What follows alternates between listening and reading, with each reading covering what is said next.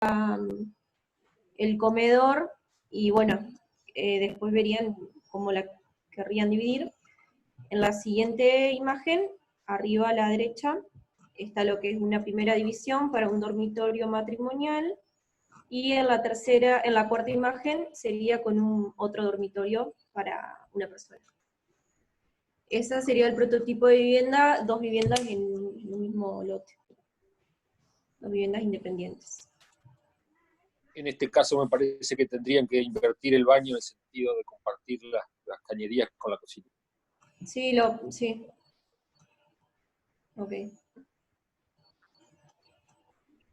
Sí, pero y verificar un poco la subida de la escalera, ¿no? Que tienen debajo de la ducha, qué altura les da. Pero en general funciona bien. Me parece que mejor aprovechamiento del lote en cuanto a la flexibilidad y la diversidad de opciones. Sí, digamos, está tener muy una bien. vivienda Esta opción está con muy 3 bien. opciones que funciona bien, o bien 2 viviendas. En fin, habría 2 propuestas. Una es que va a tener un baño completo en planta baja, y otra que directamente no va a tener un toilet en planta baja. Y de ahí derivan las demás propuestas, serían. Está bien, muy bien. Bueno, ¿pasamos al siguiente grupo? ¿Qué les parece? Ok, gracias.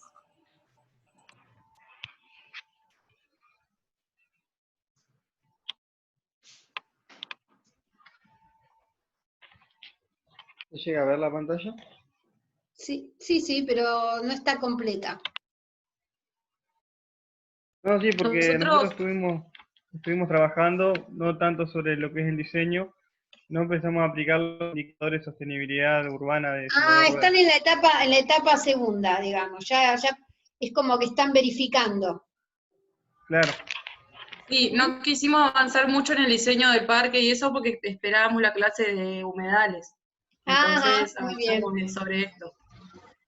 Tenemos algunas preguntas porque cuando empezamos a aplicar los indicadores surgieron varias dudas y bueno, ahora vamos a ver.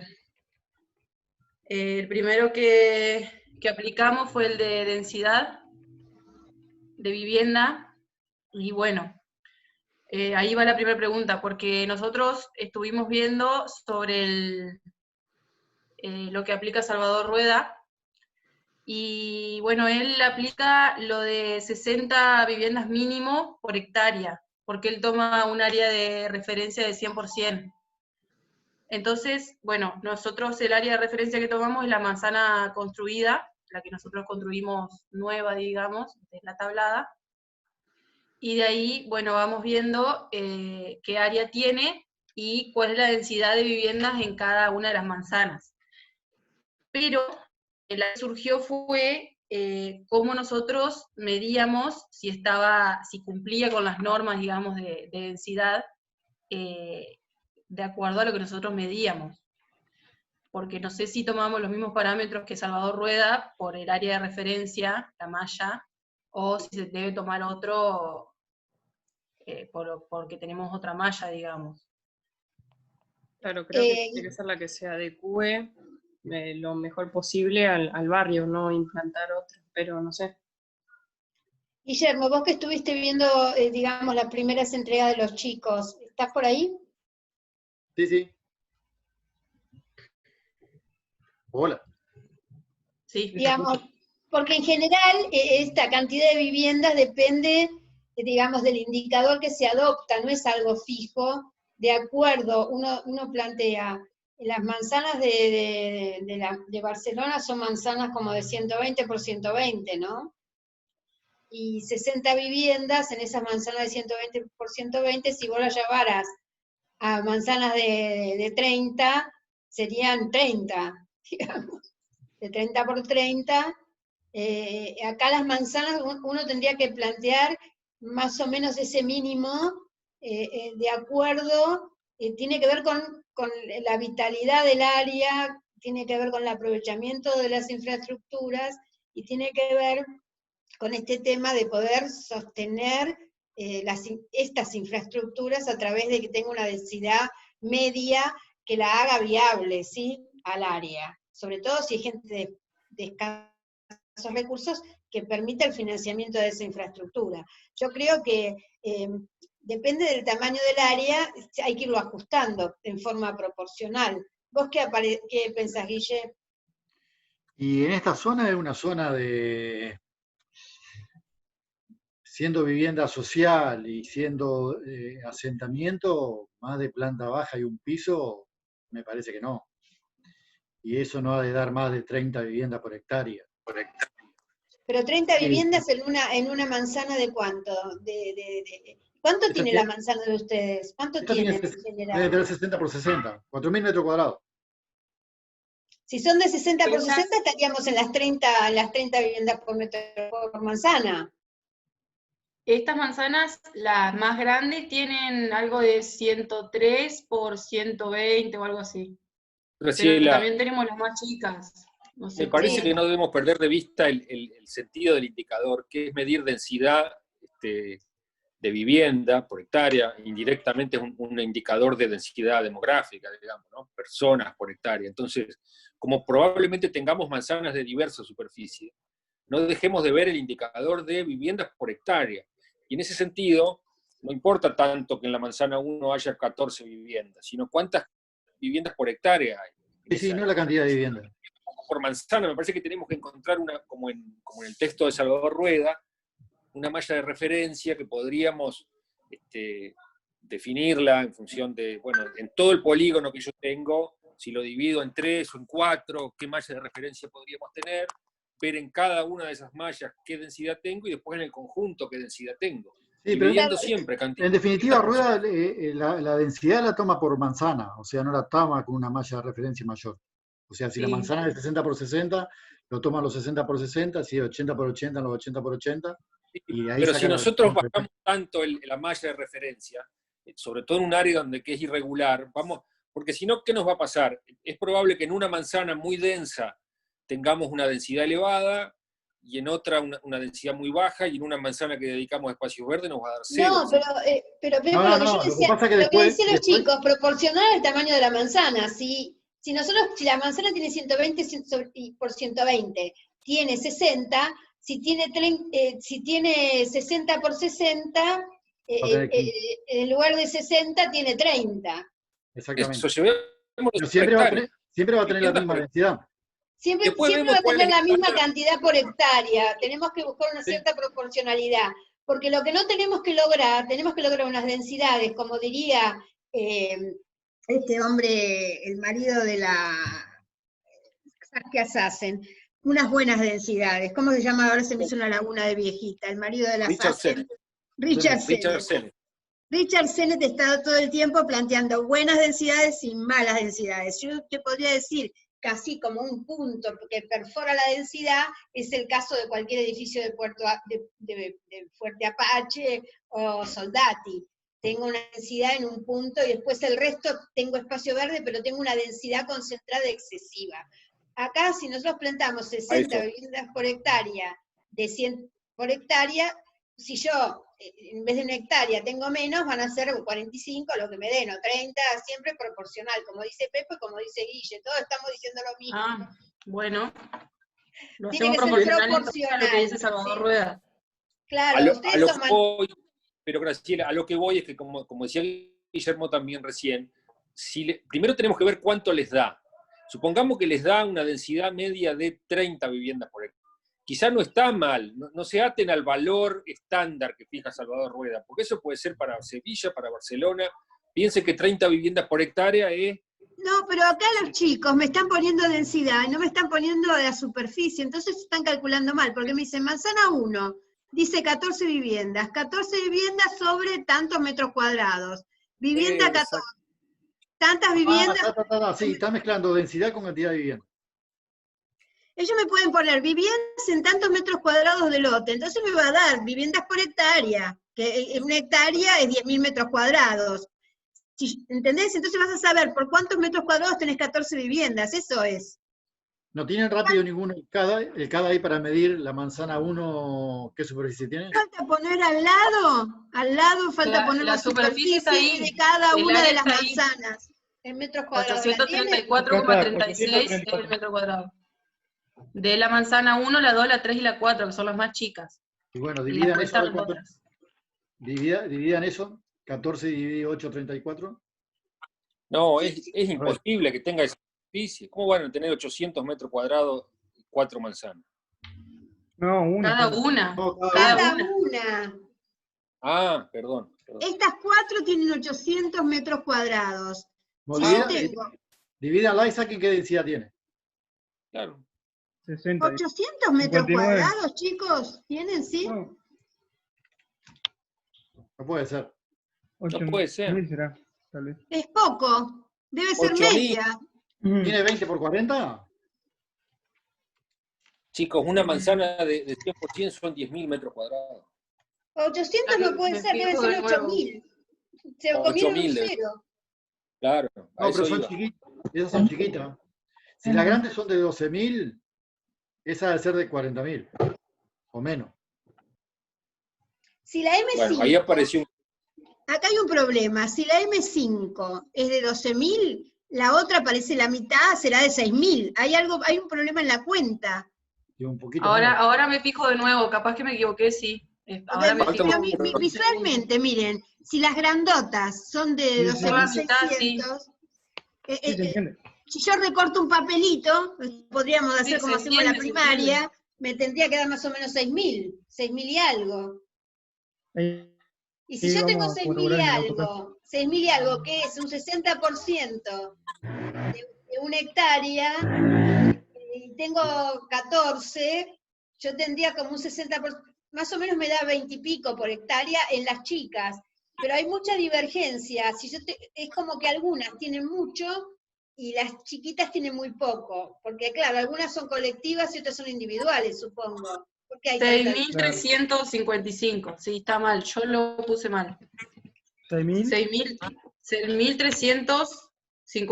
6.355,86.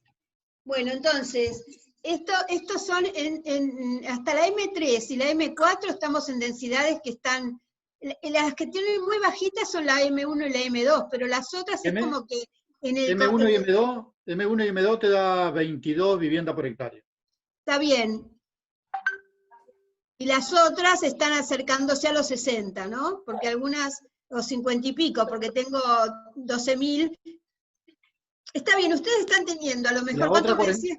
Y las otras ¿Cuánto me decías, 43. Guille, que te da? ¿Cuánto me dijiste 22, que te da? 22 las chicas y 43 las grandes.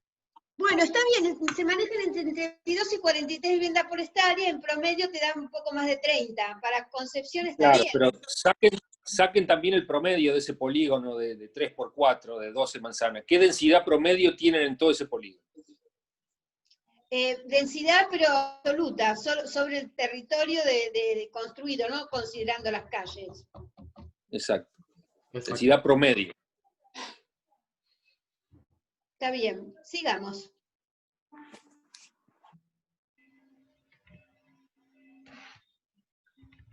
En la manzana M12, ¿qué hay? ¿Vivienda en altura? M12, Sí. A ver. están los conjuntos de vivienda, M11 y M12, sí.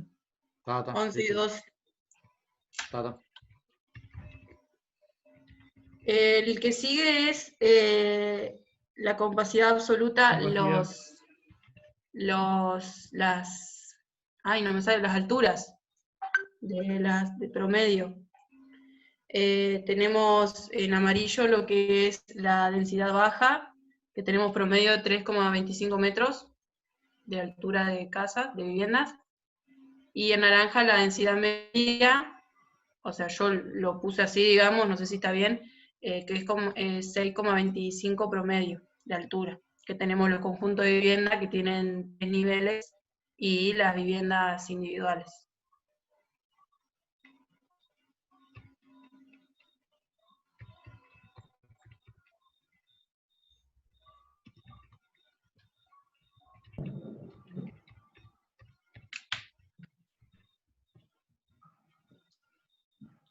Después estuvimos viendo también el tema del espacio público, incluyendo lo que son las calles que planteamos. Y bueno, hay 3 tipos de calles en el planteo del sector, de distintos anchos y con tipologías diferentes. Ajá. Bueno, ahí hay unos cortes La primera que planteamos es una calle peatonal y de ciclovía, que es la más, ahí se corrieron, no son esas medidas. Es la más angosta. No le hagan caso, digo, a lo que dice en cada corte. El ancho de 8 metros, eso está mal. Abajo está explicado. Después, la segunda tipología es la calle de tránsito medio, que esa tiene 10 metros de ancho, y la calle de más anchura, que es la de tránsito rápido más ciclovía. Y también peatonal, que esa tiene 30 metros. Las calles peatonales y de ciclovía que tienen 12 metros son las que estarían atravesando lo que son las manzanas. Y también el que conecta con el barrio que está ahí cercano, que es el de La UOCRA. A su vez, estas calles servirían para la posibilidad de circulación de los vehículos en caso de que tengan que acceder a las viviendas, pero serían peatonales. Después las calles de tránsito medio, que son las de 10 metros de ancho, que esas, si querés mostrar la imagen en el sector, son las que están transversales a las más anchas, no sé cómo señalarlas, las que rodean a las manzanas, digamos. Y las de mayor anchura son las de 30 metros, que esas están, las diseñamos para que pase lo que es el vehículo, el colectivo, los autos y peatones, y bicisendas.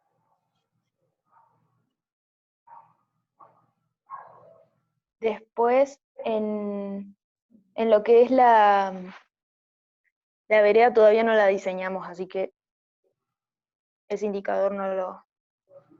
La vereda es importante que vean si son permeables, si no son permeables, si son articuladas, ese tipo. Acá estamos siempre tratando de disminuir la escorrentía, ¿no? ¿Sí? Cierto, sí. O sea que además de tener franja verde y digamos, superficie de caminar, esa superficie de caminar puede ser articulada, ¿no? ¿Sí? Sí.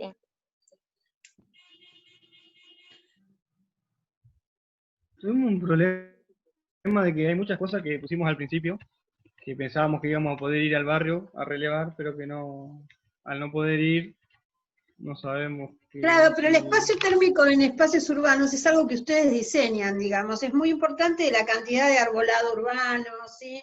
La reflectividad. Ustedes ahí que están considerando el confort térmico, potencial de confort, considerando...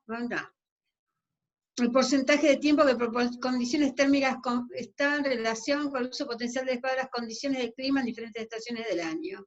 Obstrucción de radiación solar del arbolado en el viario público. Y esto, cantidad, oricio, porte del arbolado, ustedes pueden hacer teórico qué debería haber, después yendo ahí qué es lo que hay y tendrán que completar, pero tienen que proponer un arbolado que dé eso, que dé unas buenas condiciones de confort térmico según el porte, ¿sí? Y ahí yo, en la unidad esta, no me acuerdo cuál de los ejes, yo puse los árboles nativos, un catálogo que se hizo para toda esta zona del Uruguay, ¿sí? Hay un catálogo que yo subí de especies, un catálogo de especies nativas, ¿sí?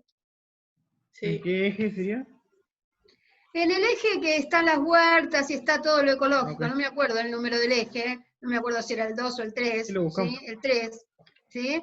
Ahí está el catálogo, en la bibliografía está el catálogo que hizo la gente lo hizo el INTA con la gente del Parque de Colón, de especies nativas, de arbolado, ¿sí? Y entonces ahí les ponen que tienen flores, que no tienen flores, el tamaño de la copa, y entonces eligen, en función de esto, qué especies le dan estas condiciones, ¿sí? Tengan en cuenta algo que recalcó, no sé si Claudio o Patricia, en relación a intercalar especies.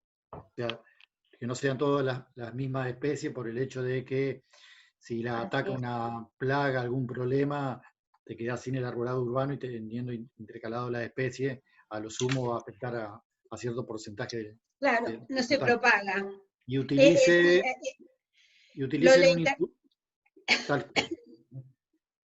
¿Qué decías? No, que utilicen el indicador que habla de cantidad de árboles por frente cuadra. O sea, hay uno que te toma el ancho de la vía por el largo de la vía y ahí determina la cantidad de especies, si es en una hilera, en 2 hileras, y de acuerdo al porte. Eso utilicen Claro, tomen ese indicador y seleccionen las especies del catálogo. Y es importante viendo esto, la intercalación de las especies para que no se propague la plaga, porque cuando tomamos una misma especie, pero además la variedad da riqueza. Yo siempre digo, siempre hablan de arbolado de alineación, claro, depende. Si yo tengo una vía como el Boulevard Ollero, si yo tengo unas tipas enormes, le da un carácter a esta vía. Es corta, pero si fuera muy larga sería como una vía demasiado oscura. Como es corta y une 2 avenidas, es interesante el efecto de esta vía con las grandes tipas. Pero, por supuesto está muy en sombra, ¿no?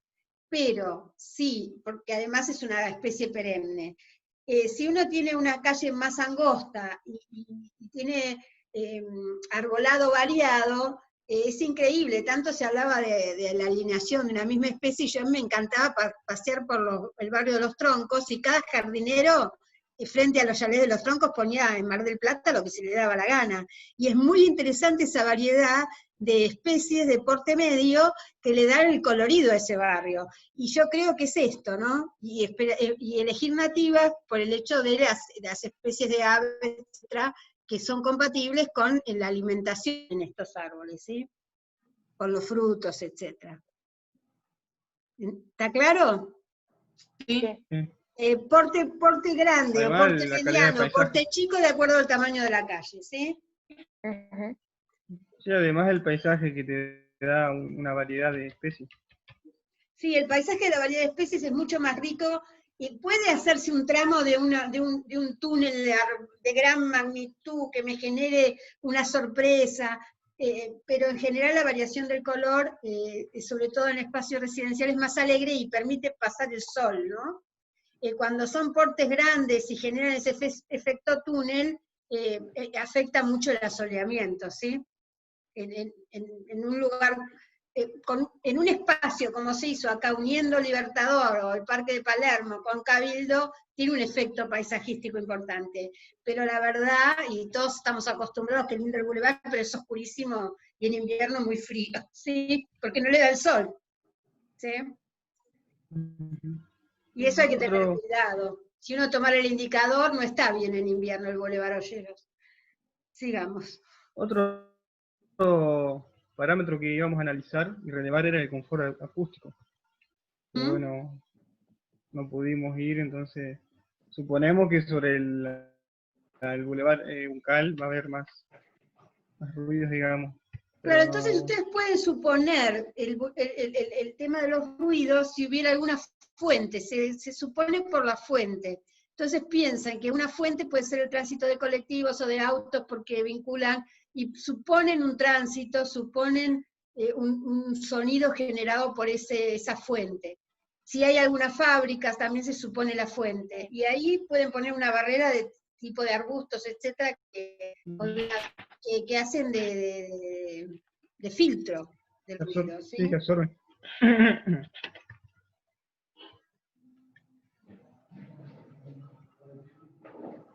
Después las luminarias, que no pudimos ir a relevar tampoco. Bueno, la luminaria, hagan la teórica, completen la luminaria. O sea, con la que tenemos, la que propongamos nosotros. Claro, ustedes proyectenlo, pero digan que no se pudo relevar lo existente por el problema del COVID. ¿Sí? En este momento me dicen que hay un rebrote en San José, ¿no? Sí. Colón, San José, sí. Sí, en Colón y San José. Vuelta a fase 1. En San José bastante, ¿no? Y en Islas. Sí, aunque es más peligroso el chusmerío que otra cosa. No, pero mi hijo trabaja para una RT y tenían que mandar gente a la inspección sanitaria a 2 casos en San José, sí. Que creo que bajaba alguien de Concordia, ¿sí? Quiere decir, hay casos, ¿sí? No creo que sea chusmerío. Pero bueno, no se puede hacer el relevamiento. Entonces, suponemos, ¿sí? Sí. Bueno, en el caso de la organización urbana, el punto 3.1 es el equilibrio entre la actividad y la residencia o la mixticidad de usos. Bueno, se releva la presencia o la ausencia de esos espacios en el barrio, ¿no? También, bueno, lo que intentamos hacer, el método que utilizamos son mapeos con colores por actividades, sumando bueno, el equipamiento, el suelo vacante, el espacio público.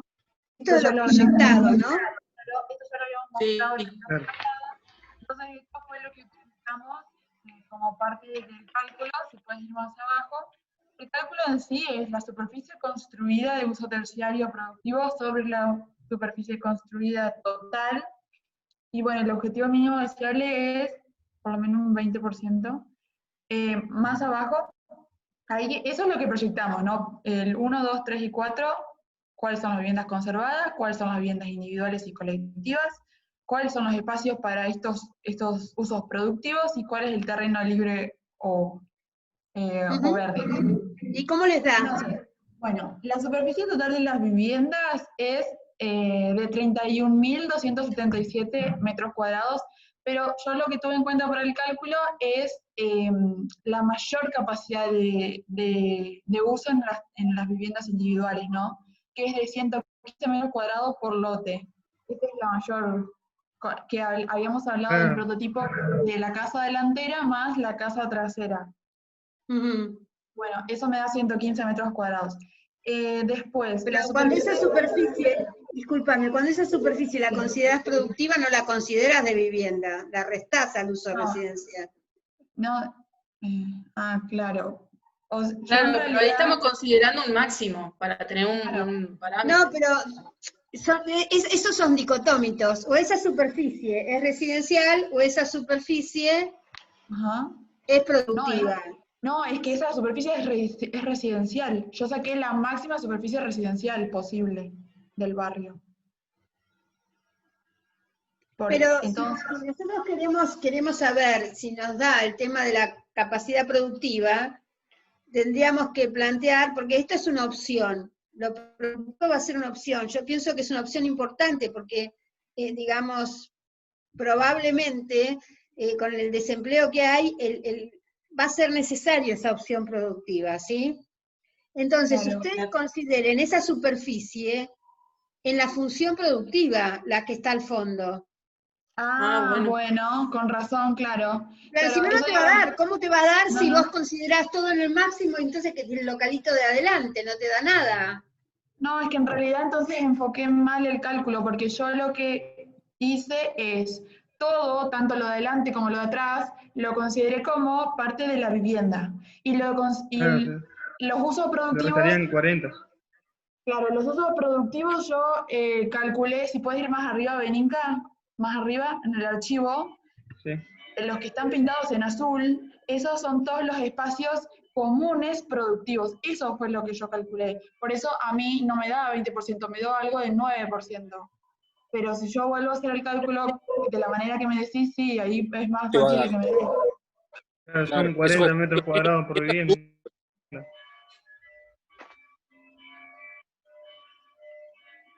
Voy a corregir el cálculo. Porque abajo me dio, con esta metodología que yo estaba diciendo ahora, me dio 9,09, no me verifica. Claro. Esto nosotros lo aplicamos sobre lo que es el barrio La Tablada en sí, donde íbamos a intervenir. Después, todo lo que es el polígono en total no lo hicimos a este cálculo. No sé si...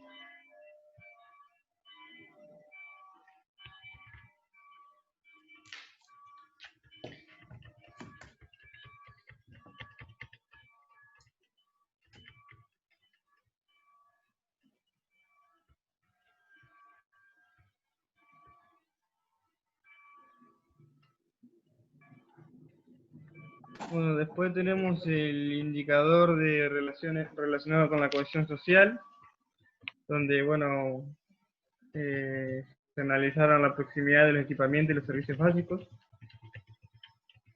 Nosotros lo hicimos a través de planimetría, un mapa.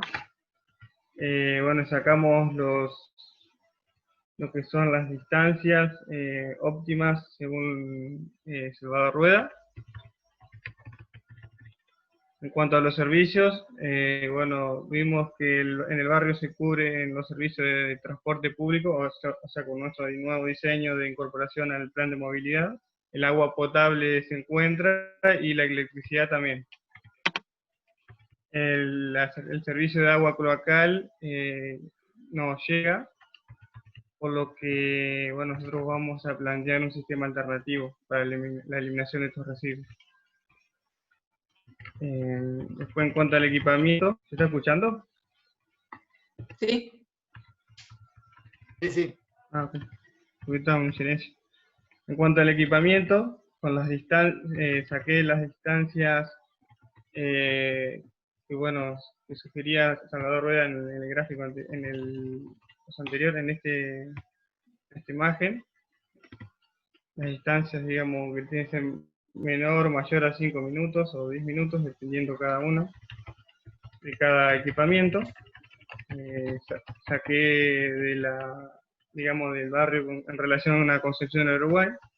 Acá podemos ver el mapa con los puntos relacionados a estos equipamientos.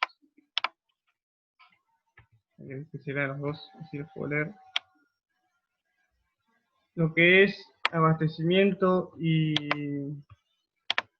consumo, en la ruta más cercana a una farmacia es de 2.380 metros, que sería mayor a lo que son 5 minutos, que son lo recomendable. O sea, no verifica lo que sería ese equipamiento, por lo que bueno, podría llegar a plantearse una farmacia en lo que es ¿cómo es? El centro de atención primaria que planteamos. ¿Sí? El supermercado también, el supermercado más cercano es de 1.150 metros, o sea, más de 10 minutos de distancia, tampoco verifica. Está muy, digamos, aislado el barrio. Muchos equipamientos no llegan digamos, a cubrir el área. Luego, pues, planteamos ese centro de atención primaria dentro del barrio, sí verifica, está a una distancia menor a 10 minutos. Luego, equipamientos culturales y recreativos, la biblioteca pública más cercana está, digamos, en el área céntrica de la ciudad, la biblioteca popular, está a 5.650 metros. Y bueno, y el centro cultural está planteado en lo que es la Usina Vieja, tampoco, digamos, a 6.120 metros, está, digamos, en el rango, no verifica. En cuanto a actividades, a equipamientos docentes de educación, el jardín materno más cercano es a 2.200 metros, que podemos ver acá. La escuela de educación primaria sí verifica, está en este punto amarillo, está en menos de 5 minutos. Y la escuela de educación secundaria no verifica, ya que está a más de 10 minutos. Luego, en cuanto a deportivo, sí verifica, ya que planteamos este centro deportivo en este área. Transporte público sí verifica, ya que planteamos la incorporación al plan de movilidad. Y servicios. Y bueno, el servicio de recogida de residuos también planteamos como que ingrese al barrio. Entonces podemos ver como que hay muchos equipamientos que no alcanzan al barrio. Esa es la conclusión. Y algunos los tratamos de incorporar, así, bueno, se hace una mayor cohesión social, ¿no? Hay algunos que son, bueno, muy difíciles de...